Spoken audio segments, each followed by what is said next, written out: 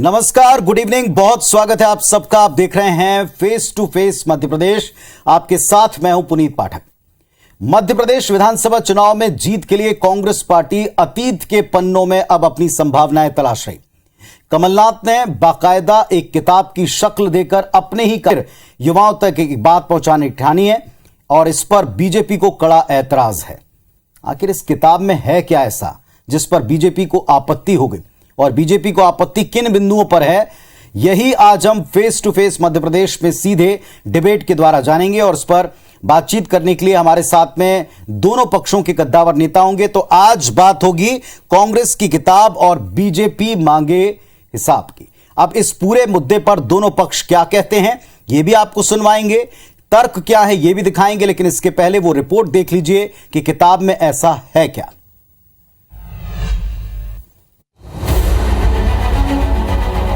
कांग्रेस ने तो हर समय इस देश के इतिहास को तोड़ा मरोड़ा है। वो राहुल गांधी जो वीर सावरकर जैसे राष्ट्र भक्तों का अपमान करते हो, वो नेहरू परिवार जिसने हर समय राष्ट्र भक्तों को नीचा दिखाने का काम किया हो, स्वयं जवाहरलाल नेहरू के समय से ये परंपरा चल रही है। कोई आज की परंपरा तो है नहीं। मध्य प्रदेश के कैबिनेट मंत्री विश्वास सारंग का ये बयान कांग्रेस की उस किताब को लेकर है जिसमें आजादी के आंदोलन के दौरान संघ की भूमिका पर सवाल खड़े किए गए। इस किताब का नाम है कांग्रेस और राष्ट्र निर्माण की गाथा। इस किताब को पीसीसी चीफ कमलनाथ ने तैयार करवाया है और इसे प्रदेश के नौजवानों तक पहुंचाने का पूरा खाका भी तैयार किया है। कांग्रेस की इस किताब में ऐसा क्या है जिसकी वजह से बीजेपी को ऐतराज है। दरअसल इस किताब में लिखा है, मुस्लिम लीग के प्रमुख नेता मोहम्मद अली जिन्ना थे जिनकी मुसलमानों के लिए अलग देश की मांग ने भारत का विभाजन कराया और पाकिस्तान अस्तित्व में आया। मुस्लिम लीग ने कभी अंग्रेजों के खिलाफ आंदोलन नहीं किया बल्कि समय समय पर तारीफ ही की। इसी तरह का व्यवहार हिंदू दक्षिणपंथी संगठनों का रहा। इसमें मुख्य रूप से राष्ट्रीय स्वयंसेवक संघ और हिंदू महासभा का नाम लिया जा सकता है। इन दोनों संगठनों के संयोग से पहले जनसंघ और बाद में भारतीय जनता पार्टी का उदय हुआ। आजकल भाजपा खुद को राष्ट्रवादी पार्टी बताती है, जबकि सच्चाई ये है कि जब आजादी की लड़ाई में राष्ट्रवाद दिखाने का वक्त था तब इसके पूर्ववर्ती संगठन खामोश थे या आजादी की लड़ाई के विरोध में दिखे। मालूम है कि भारतीय जनता पार्टी के पेट में व्यापक दर्द हो रहा है उस पुस्तक को लेकर। मैं खुद अपने साथियों के साथ भाजपा के दफ्तर में जाकर उस पुस्तक को माननीय वीडी शर्मा जी को समर्पित करूंगा कि कम से कम अब आप जहरीली विचारधारा का भोजन नई पीढ़ी को ना कराएं, उन्हें मानसिक तौर पर स्वस्थ रहने दें, समाज को बेहतर रहने दें। किताब के जरिए ही सही, लेकिन इसमें छपे शब्दों के बाणों से संघ और बीजेपी पर किए प्रहार का पलटवार पूरे जोश के साथ बीजेपी ने किया। बीजेपी का दावा है कि शताब्दी के 5 काले पन्ने कांग्रेस के हैं, जिसमें काला अतीत दर्ज है, आतंकवाद है, अलगाववाद है। कांग्रेस का सच भी सबके सामने है, जो सोशल मीडिया पर अक्सर लोगों के जरिए सामने आता रहा है। जैसे जैसे कांग्रेस का सच जनता के सामने आ रहा है, जनता इन्हें नकार रही है। ये अलगाववाद, आतंकवाद, नक्सलवाद, इसको पनपाने में, इसको राजनीतिक संरक्षण देने में कांग्रेस का हाथ है। इसलिए जैसे जैसे ये मुद्दे कांग्रेस उछालेगी, भारतीय जनता पार्टी को मौका मिलेगा इन्हें एक्सपोज करने का। कहते हैं मुंदी चोट खुले घाव से ज्यादा घातक होती है, दर्दनाक होती है, खतरनाक होती है। इस बात को पक्ष पक्ष के सियासतदान अच्छी तरह समझते हैं। लिहाजा चुनावी महासमर के नजदीक आते ही इतिहास के पन्नों से भविष्य की नींव को गढ़ने का सियासी काम शुरू हो गया है। अब किसकी नींव कितनी कमजोर या कितनी मजबूत साबित होगी, इस सवाल का जवाब भी वक्त ही देगा। शिखिल व्यवहार, IBC 24, भोपाल। तो IBC 24 पर face to face Madhya Pradesh में पूरी जिम्मेदारी से नेता अपनी बात रखते हैं, इसलिए आप सबका भी इस पर भरोसा है।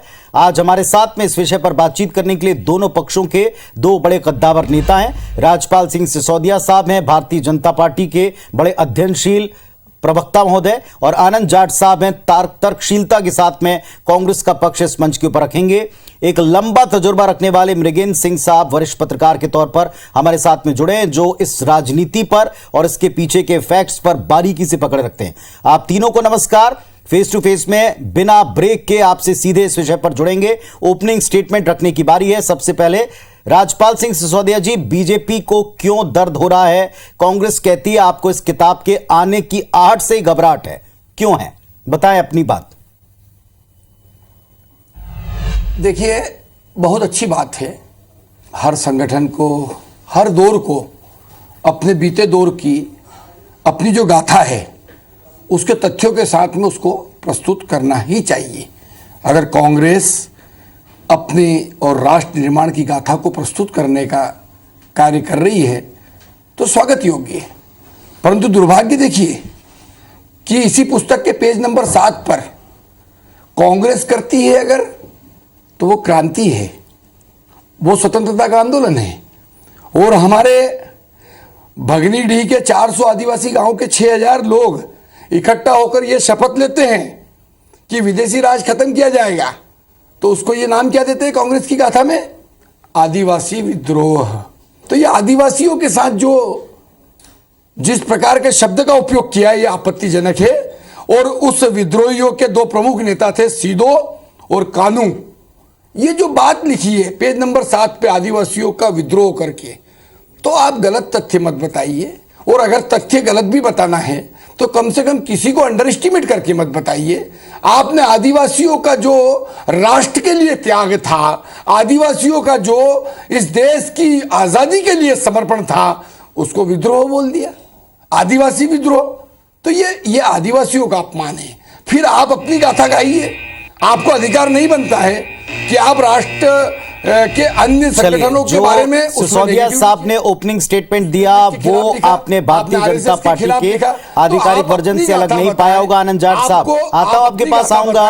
अभी आपने अपने ओपनिंग स्टेटमेंट रखा है, इसके बाद आपके पास आऊंगा सिसोदिया साहब। किताब में आनंद जाट साहब, 2 बातों का उत्तर दीजिए। बीजेपी ने साफ कर दिया जितना इस मुद्दे को कुरेदेंगे इतिहास के उतना वो आपको इस पे घेरेंगे। अभी भी उन्होंने एक पेज को पकड़कर आपसे सवाल पूछ लिया। भारतीय जनता पार्टी कहती है जितना आप इतिहास में जाएंगे आप दिक्कत में आएंगे। देखिए, हमारे नेता आदरणीय कमलनाथ जी कहते हैं कि राष्ट्रवाद पर भारतीय जनता पार्टी से हमें सीखने की आवश्यकता नहीं है, वो सर्टिफिकेट देगी और हम मानेंगे, इसकी आवश्यकता नहीं है। हमें किसी से प्रमाण पत्र लेने की आवश्यकता नहीं है, खास तौर से उनसे तो बिल्कुल नहीं जिन्होंने आजादी के आंदोलन में अपनी उंगली का नाखून तक न कटाया हो। खैर, ये अलग बात है। मैं आज इस बात पर प्रश्न पूछना चाहता हूं राज्यपाल जी से कि ये जो पुस्तक है कांग्रेस और राष्ट्र निर्माण की गाथा, इसका ये फ्रंट पेज है। महात्मा गांधी के अगुवाई में स्वतंत्रता आंदोलन के सेनानी जो हैं वो चलकर जा रहे हैं, और पीछे जो है एकता, अखंडता और भाईचारा का संदेश देने वाली भारत जोड़ो यात्रा का ये चित्र है।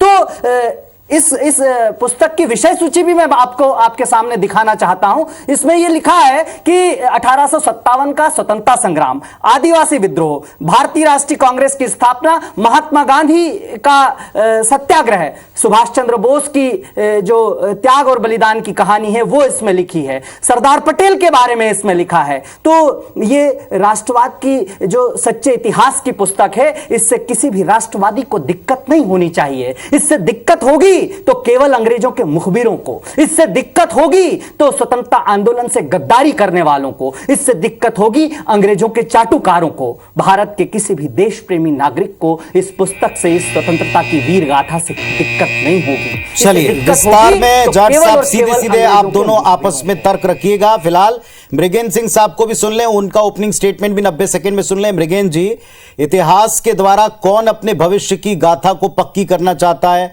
इतिहास को बदल के अपने हिसाब से प्रकट करने की उत्कंठा किसमें आपको ज्यादा दिखाई पड़ती है और क्या लाभप्रद होगा?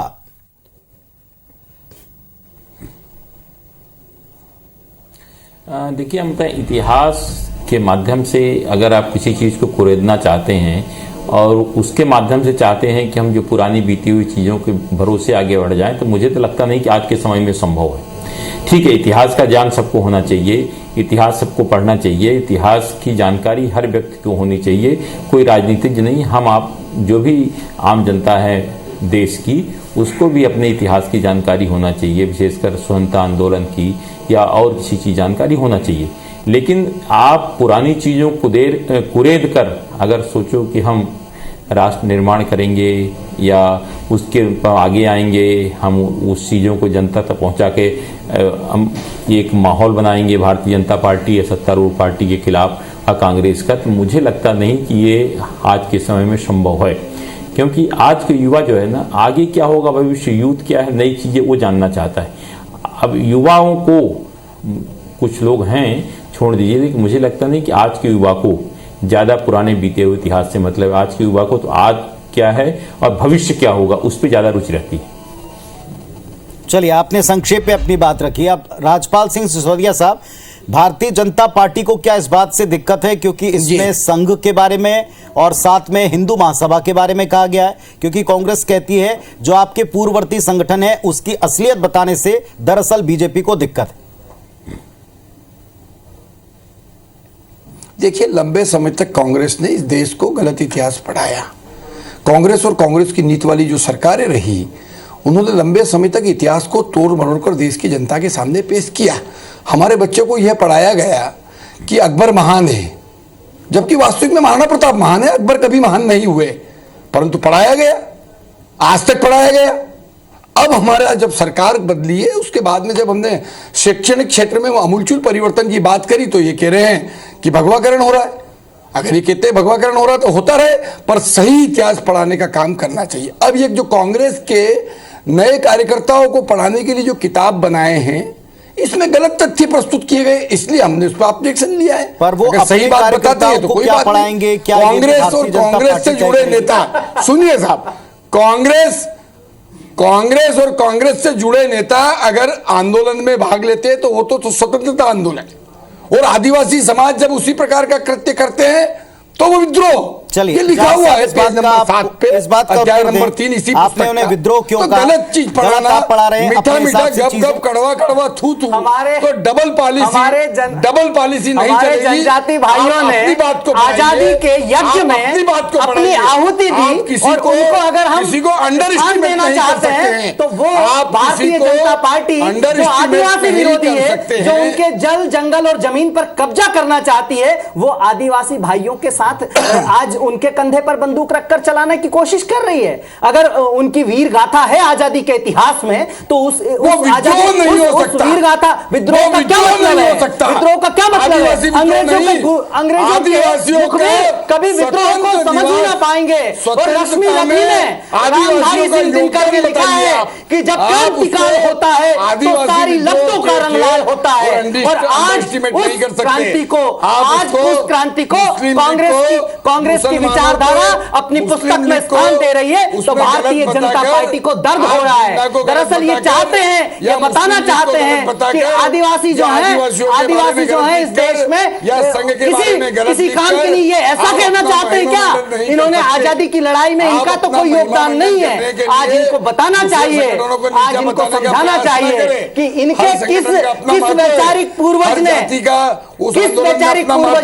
आजादी के आपस में आपने एक दूसरे के उत्तर दिए, लेकिन जरा कुछ उत्तर आप जनता को सीधे दे दें। राजपाल जी और जाट साहब, सीधे सीधे प्रश्नों के उत्तर कृपया दे दें। राजपाल जी, सवाल आप ही से सुन लीजिए, इसका उत्तर दीजिएगा। क्या भारतीय जनता पार्टी ये डिसाइड करना चाहती है कि कांग्रेस अपने कार्यकर्ताओं को क्या पढ़ाए? दिक्कत क्या इस बात को लेकर के है कि जो आपके मुताबिक भूल सुधारना चाहते थे, वापस ये बात कांग्रेस रजिस्टर करना चाहती है कि आजादी के संघर्ष में कहीं आपके पूर्ववर्ती संगठन नहीं थे? क्या इस बात से दिक्कत है? इसके उत्तर दीजिएगा। देखिए, सही बात पढ़ाए, हमारा ये निवेदन है। गलत तथ्य बताना, गलत बात पढ़ाना, उस पर हमारी आपत्ति है। अगर आदिवासियों का योगदान उसके अंदर जिस प्रकार का है, उसका उसी प्रकार से महिमा मंडन करिए। परंतु संघ और कि अपने महासभा के बारे में जो उन्होंने लिखा है, क्या आप उससे सहमत नहीं हैं? क्या वो गलत है? बाकी लोगों को छोटा बताना नहीं, देखिए, मैं सीधे सीधे कह रहा हूं आपको कि अपने नेताओं को और अपने आंदोलन को और अपने कांग्रेस के नेताओं को बड़ा बताने के लिए बाकी सबको छोटा करके अंडर एस्टिमेट करने की जो पढ़ाई हो रही है, इस पे हमारी आनंद जाट साहब, सीधा सवाल आपके लिए भी है। योगदान क्या कांग्रेस ने अपनी सहूलियत से पहले की तरह एक बार फिर से अपने आंदोलन को, अपने योगदान को बड़ा बताने के लिए दूसरों के लाइन को छोटा करके दिखाया, एक गलत इतिहास पढ़ाया, उसको आप कंटिन्यू कर रहे हैं? इसका उत्तर दीजिएगा। देखिए, जो आजादी के आंदोलन में नकारात्मक थे वो आज भी नकारात्मक है। उनको हर चीज से दिक्कत होगी। जब जब आजादी की बात होगी तो ये तय होगा कि श्यामा प्रसाद मुखर्जी ने मोहम्मद अली जिन्ना की पार्टी की सरकार में मंत्री पद संभाला था बंगाल में। ये स्थापित तथ्य है और अंग्रेजों के समय के जो गजेटियर है उनमें दर्ज है, तो ये तथ्य बदल नहीं सकते।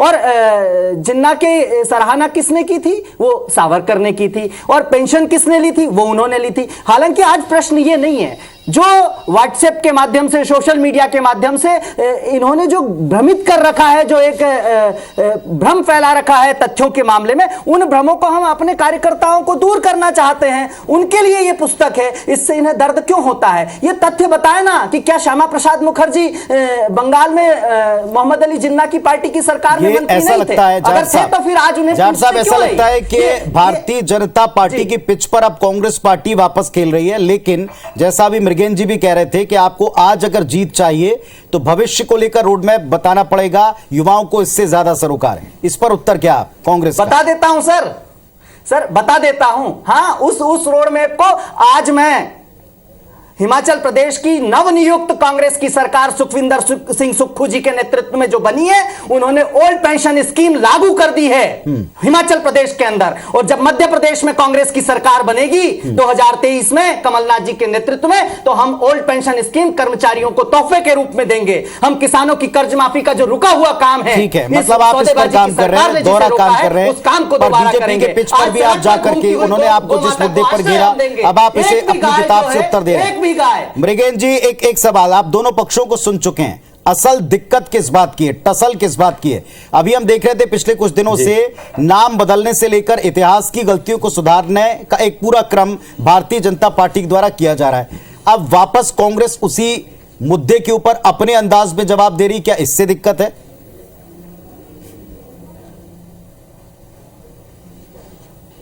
देखिए, मुझे लगता है दिक्कत इसी से है। अब इतिहास सब अपने हिसाब से गढ़ना चाह रहे हैं या बताना चाह रहे हैं। अब जो बिंदु इसमें है, संघ के बारे में कहा गया या हिंदू महासभा के, उसको लेकर भारतीय जनता पार्टी का उसमें विरोध कर रही। कांग्रेस का कहना है कि नेहरू गांधी परिवार की ही, बीजेपी का कहना है नेहरू गांधी परिवार की गाथा क्यों जारी रही। तो असल में दिक्कत जो सबसे बड़ी बात है कि सब इतिहास अपने हिसाब से बताना चाह रहे हैं कि जो हमें अच्छा लगे वो इतिहास अच्छा है, जो कांग्रेस को अच्छा लगे वो कांग्रेस के लिए अच्छा है, जो भाजपा को अच्छा लगे वो भाजपा के लिए अच्छा है। कौन किसके मंत्रिमंडल में था, कौन किसने देश की कुर्बानी दी, इससे किसको क्या मतलब? हमें लगता है कुर्बानी के लिए जो भी नेहरू परिवार के ऊपर, मौजूदा कांग्रेस के शीर्ष परिवारों के ऊपर जो हमला था, अटैक था, ये उसको वापस से धोने या ट्रैक पर लाने के लिए कांग्रेस की किताब आप देखते हैं? मुझे लगता है कि जो आज का युवा है, जो कांग्रेस की विचारधारा है, कांग्रेस के जो कांग्रेस कार्यकर्ता हैं, मुझे लगता है उसको बताने के लिए कि जिस तरह से पुराने इतिहास को खत्म करके नया जब भारतीय जनता पार्टी बना रही कि ये गलत है, हम इतिहास को सुधारने जा रहे, मुझे लगता है उसको बताने के लिए कि नहीं, भारतीय जनता पार्टी जो बता रही वो सही नहीं है, जो हम बता रहे हैं वो सही है। ठीक है राजपाल जी, क्या ऐसा नहीं लगता भारतीय जनता पार्टी ने जो चीज शुरू की थी अब कांग्रेस उस पर जवाब दे रही है और तरीके से, तगड़े से जवाब दे रही, इसीलिए भारतीय जनता पार्टी को उस पर आपत्तियां हैं? स्पेशली नेहरू परिवार के ऊपर जिस तरह के अटैक किए गए। भारतीय जनता पार्टी का जो वैचारिक, देखिए भारतीय जनता पार्टी का जो वैचारिक अनुष्ठान है वो भारत माता की जय हो, राष्ट्र निर्माण, राष्ट्र का पुनर्निर्माण हो। और अगर राष्ट्र निर्माण की बात कांग्रेस भी करने का काम कर रही तो मैं समझता हूं वैचारिक रूप से हमारी ये विजयश्री है। एक बात। दूसरी बात ये है कि कांग्रेस अपने मुंह मियां मिट्ठू न बने, स्वयं की तारीफ करने में बाकी लोगों के योगदान को अंडर एस्टिमेट न करे। अगर वो अंडर एस्टिमेट करेंगे, एक फाइनल कमेंट आपका दीजिए इस किताब पर, बीजेपी का फाइनल कमेंट 20 सेकंड में। राजपाल जी आप ही। भारतीय जनता पार्टी इस किताब पर सिर्फ इतना कहना चाहती है कि जिस प्रकार से आज तक कांग्रेस और कांग्रेस की नित्य सरकारों ने देश की जनता को गलत इतिहास पढ़ाया, उसी प्रकार से अब कांग्रेस के कार्यकर्ताओं को भी इस पुस्तक के माध्यम से गलत इतिहास पढ़ाने का काम होने वाला है। और आदिवासी सहित अन्य हिंदू संगठन और मुस्लिम लीग के मुस्लिम संगठनों के को अंडर एस्टिमेट करते हुए उनके किए हुए कृत्य, विद्रोह और बाकी इनके आनंद जाट साहब आपके 20 सेकंड है, फाइनल कमेंट आप भी अपना दीजिए इस किताब पर। यह बेहद आपत्तिजनक है। मुस्लिम लीग से प्रेम तो भारतीय जनता पार्टी के प्रवक्ता ने उजागर कर ही दिया है अपने फाइनल कमेंट में, लेकिन मैं केवल 4 पंक्तियां कहना चाहूंगा जो वर्तमान में भी इतिहास से बहुत कनेक्ट करेगा कि शहीदों का लहू बेआबरू करके चले आए, पुराने जख्म थे उन पर रफू करके चले आए, हमें उम्मीद थी वो कुछ कटे सर लेके लौटेंगे, मगर साहब गए तो पांव छू करके वहां से लौट आए। चलिए ठीक है साहब। मृगेंद्र सिंह जी, इस किताब वाली पॉलिटिक्स में अगले अंकों पर आपकी क्या राय, क्या ये असर डालेगी यूथ पर, युवाओं पर? 20 सेकंड में आपका भी फाइनल कमेंट।